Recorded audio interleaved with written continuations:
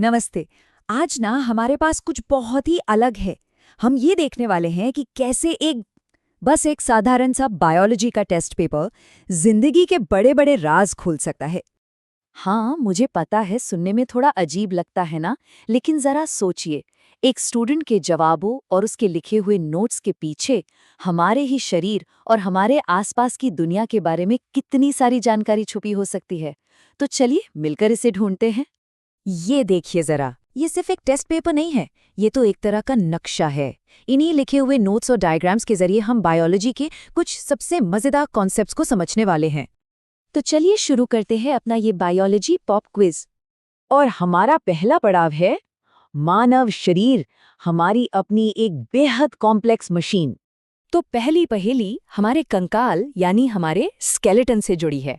सवाल सीधा सा है, हमारे शरीर में कुल कितनी हड्डियां होती हैं और ये सब आपस में फिट कैसे होती हैं? तो इसको ना ऐसे समझिए, हमारे स्केलेटन के दो मेन हिस्से हैं। पहला है अक्षीय कंकाल, ये हमारे शरीर का मेन फ्रेम है, जैसे हमारी खोपड़ी हो गई, रीढ़ की हड्डी। और दूसरा है उपांगीय कंकाल, यानी हमारे हाथ पैर, जो इसी मेन फ्रेम से जुड़े हुए हैं। और कमाल की बात यह है कि स्टूडेंट के नोट्स में ही इसका जवाब भी है। देखिए कैसे इसे बांटा गया है। अक्षीय कंकाल में 80 हड्डियां और उपांगीय कंकाल में 126 हड्डियां। और जब हम इन दोनों को जोड़ते हैं तो हमें मिलता है हमारा मैजिक नंबर 206। जी हाँ, एक अडल्ट इंसान में औसतन 206 हड्डियां होती हैं। तो पहली पहेली तो सुलझ गई। चलिए अब अगली पहेली पर चलते हैं। ये हमें हमारे शरीर के अंदरूनी फिल्टर सिस्टम तक ले जाएगी। सवाल ये है कि ये बोमन कैप्सूल आखिर किस अंग का हिस्सा है? और सही जवाब है हमारी किडनी।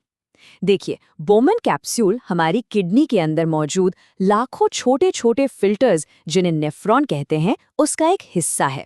यहीं पर हमारा खून साफ होता है और सारा कचरा बाहर निकाल दिया जाता है। मतलब ये हमारे शरीर का अपना कमाल का वाटर प्यूरिफायर है। अच्छा, अब बात करते हैं एक बहुत ही नाजुक बैलेंस की।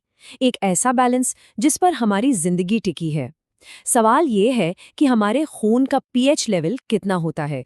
तो इसका जवाब है लगभग 7.5।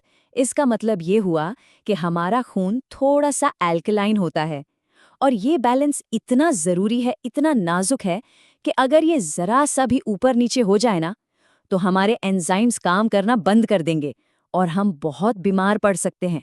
है ना कुदरत का एक परफेक्ट बैलेंस? तो चलिए अब थोड़ा जूम इन करते हैं और चलते हैं उस दुनिया में जो आंखों से दिखती नहीं, बैक्टीरिया, वायरस और जेनेटिक्स की दुनिया में।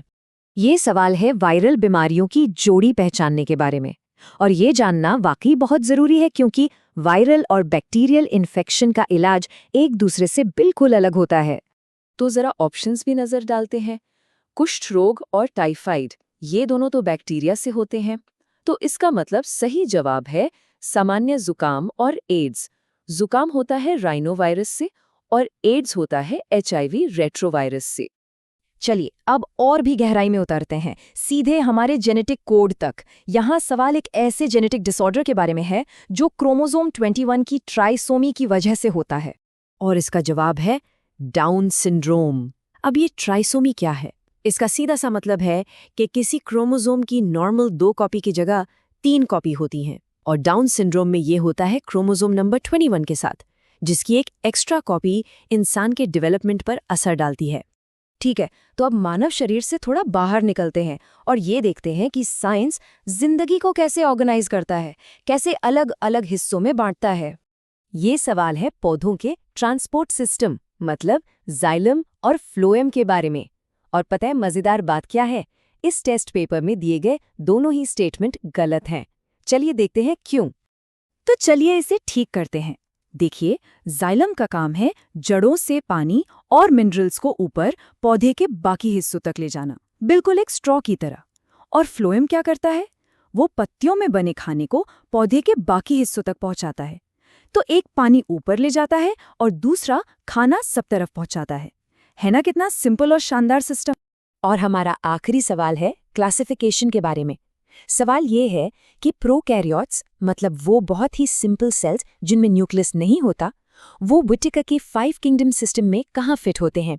तो उनके लिए एक पूरा अलग किंगडम बनाया गया है जिसे कहते हैं मोनेरा। तो हमने इस एक टेस्ट पेपर के जरिए हड्डियों से लेकर बैक्टीरिया तक का पूरा सफर तय कर लिया। लेकिन शायद जो असली सबक है वो बायोलॉजी के बारे में है ही नहीं। इस टेस्ट पेपर की शुरुआत में कोई सवाल नहीं है, बल्कि एक बहुत ही दमदार बात लिखी है। सिंह बनो, सिंहासन की चिंता मत करो, तुम जहां बैठोगे वही सिंहासन होगा। तो शायद सबसे बड़ा सबक यही है कि असली ताकत तो नॉलेज और कॉन्फिडेंस में होती है। सवाल तो बस ये है कि हम इस नॉलेज का इस्तेमाल करते कैसे हैं।